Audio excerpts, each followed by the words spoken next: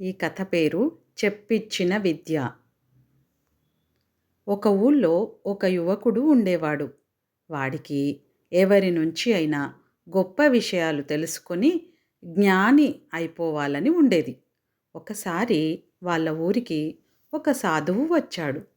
ఆ అబ్బాయి ఆయన వద్దకు వెళ్ళి, "స్వామీ, నాకు జ్ఞానోపదేశం చేసి జ్ఞానిని చెయ్యండి" అన్నాడు.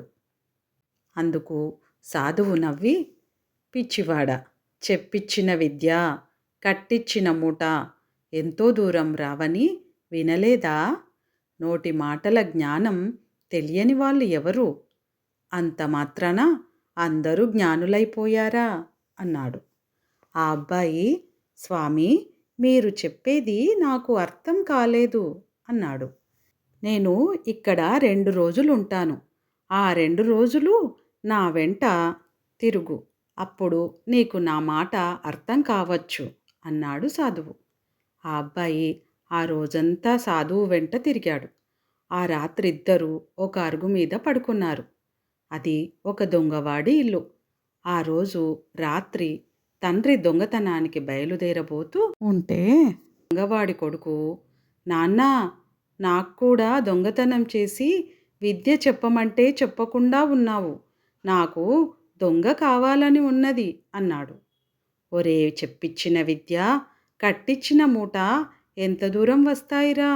దొంగవి కావాలనుంటే నీ బుద్ధి ఉపయోగించి అనుభవం ద్వారా దొంగవి కావాలి" అన్నాడు తండ్రి. "అయితే ఈరోజు దొంగతనానికి నీ వెంట రానా?" అన్నాడు కొడుకు. తండ్రి సరేనన్నాడు. ఇద్దరూ కలిసి దొంగతనానికి బయలుదేరారు.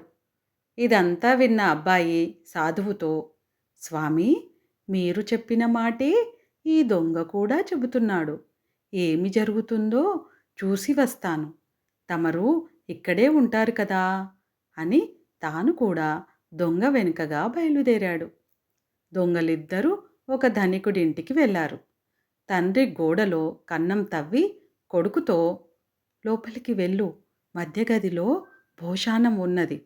ఈ మారు తాళం చెవితో దాని తలుపు తెరిచి నీకు సాధ్యమైనంత బంగారము, వెండి తీసుకురా" అన్నాడు.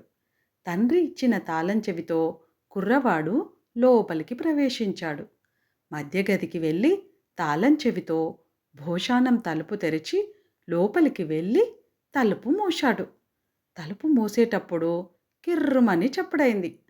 ఆ చప్పుడుకు ఇంటి వాళ్ళొకరిద్దరు మేలుకుని ఆశ్చర్యపోతూ, "ఏమిటది?" అన్నారు. అందులో ఒకడు నిద్రమత్తుతో లేచి వచ్చి భోషాణం మీద పడుకుంటూ, "నిద్రపోండి, తెల్లవారి లేచి చూసుకుందాం" అన్నాడు. దొంగ కొడుకు భోషాణంలో చిక్కుకుపోయాడు.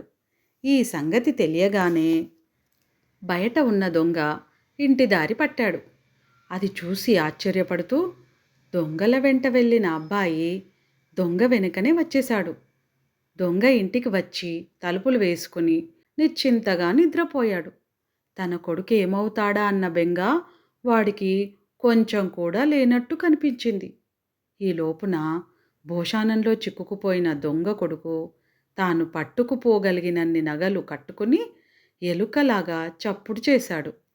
అది విని భోషాణం మీద పడుకున్నవాడు, "ఎలుక, ఎలుక" అంటూ కిందికి దిగి భోషాణం తలుపెత్తాడు. వెంటనే దొంగ కొడుకు చెంగున బయటకు దూకి భోషాణం మీద నుంచి దిగిన వాణ్ణి గట్టిగా ఒక తన్ను తన్ని తండ్రి చేసిన కన్నం కుండా బయటపడి కాలి సత్తువ కొద్దీ పరిగెత్తాడు. కానీ ఈలోగా ఇంటిల్లిపాది లేచి "దొంగ, దొంగ" అంటూ వాడి వెంట పడ్డారు. అప్పుడు దొంగ కొడుకు ఒక పెద్ద రాయెత్తి దారిలో ఉన్న బావిలో పడేసి దగ్గరలో ఉన్న చెట్టెక్కి కూర్చున్నాడు.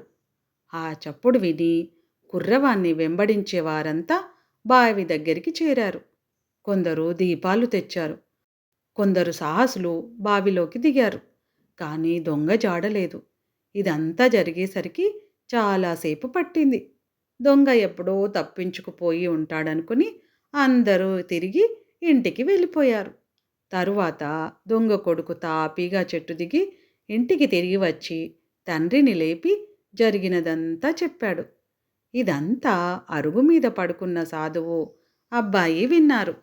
సాధువు ఆ అబ్బాయితో, చూసావా నాయనా, ఆఖరికి చోర విద్య కూడా అనుభవంతోనే నేర్చుకోవాలి. చెప్పిచ్చిన విద్య ఎందుకూ పనికిరాదు. నా మాట అర్థమైంది కదా అన్నాడు.